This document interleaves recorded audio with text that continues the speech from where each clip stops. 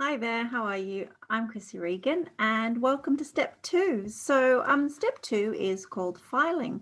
And once you've read or listened to step two of my book, you'll be ready to embrace filing. When I talk about filing, I mean our physical space as well as our internal space.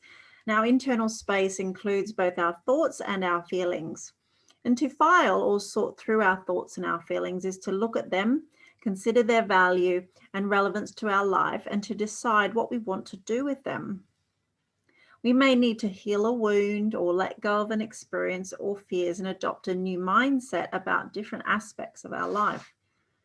You know, the word emotion stands for energy in motion, and our emotions are energy and they move through our body all throughout our day and our life. Having negative emotions trapped in our mind or our body over a long period of time can cause a negative effect on our health and our well-being. In contrast, though, positive thoughts and emotions have a very positive effect on our health and well-being as we produce the corresponding hormones in our body, which then support our health. Often we don't even realize that emotions may have been stored in our body for a very, very long time, often from childhood even. And when we start to recognize them and process them, we can unlock aspects of our personality we may not even have appreciated previously. You know, we also get attached to our physical possessions due to our emotional attachment to things. In an interview with Jan Lee is a feng shui master. We talk about this and holding on to things and how that can cause our energy to stagnate, it both in our physical environment and in our internal environment. You can watch that interview with myself and Jan in the interview section of this wellness school. The reality of life is that generally there is somebody nearby us with a relatively similar experiences and circumstances to our own. You know, it's very easy to get stuck in our own story and to feel very alone. I like to take comfort in the fact that there are many people, you know, that share my stresses and my worries and my pain and indeed my trauma. And nearby, there is always someone else just like me, which is why I decided to turn to statistics and facts about the various emotions and experiences that I had to enable me to appreciate that there are many others just like me. You too could find comfort in Googling your experiences or joining a support group and finding other people just like you. You know, when we find people that are just like us, it reduces the stigma and we can start to feel less like victims and draw strength from others and share our strength with others. Something that can really keep us trapped is a victim mentality. And I know it sounds very harsh. However, a victim mentality is when we're a victim to our circumstances and life is happening to us. This is very common because unless we sort out our physical, mental, and emotional baggage, we may always feel that we don't have control over our life and life is happening to us. This is why I talk about accountability and taking control of our life. When we decide to be accountable for all aspects of life, it becomes much easier to make changes and become empowered to own our life. Often I talk with clients who want to keep their trauma and their feelings suppressed. And believe me, I get it. I was once there too.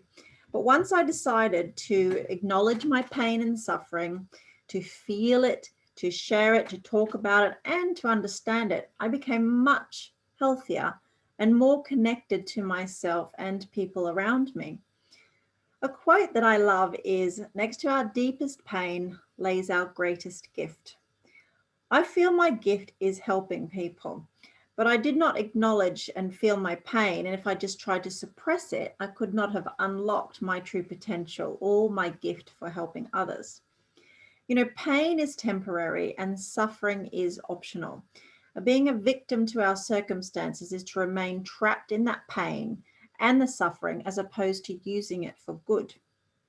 You know, we can learn from it, we can grow from it, and we can acknowledge the role that it has played in our life.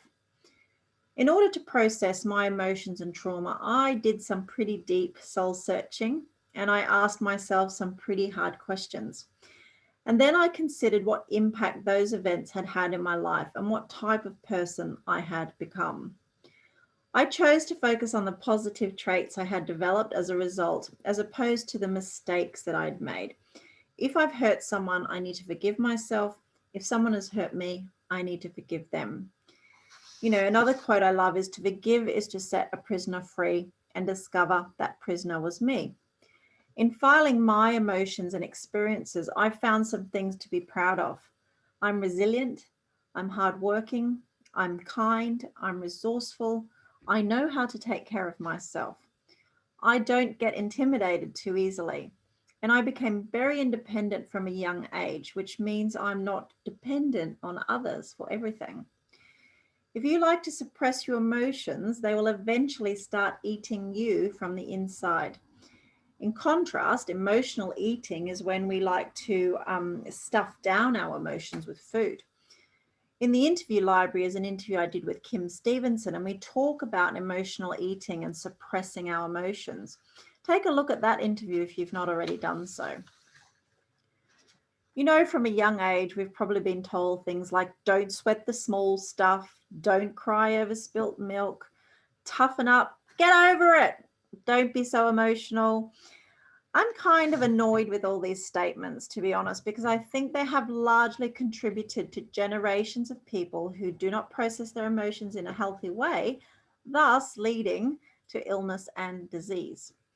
If we can release our emotions, process them, file them, accept them as part of our journey, then we will be much healthier individuals and communities. Filing our feelings and emotions isn't just a one-off activity. It's a continual process. And since you've developed a great habit with step 1, now you can use that information to help you on step 2. And you can layer these 2 steps, that you continue to do step 1 whilst doing step 2. Journaling and filing go hand in hand, but they're 2 separate activities. You know, as I told a client recently, unless we do the inner work, the outer work is pointless. Our external environment is a reflection of our internal environment. So clean it up, dust it out, organize it, make sense of it, and then you will have a much healthier foundation from which to work from. Good luck on your journey, and if you need more support with this step, do get in touch with me and I'll be delighted to help you file your life in a healthy way. Thanks for watching. I'm Chrissy. Take care. Bye-bye.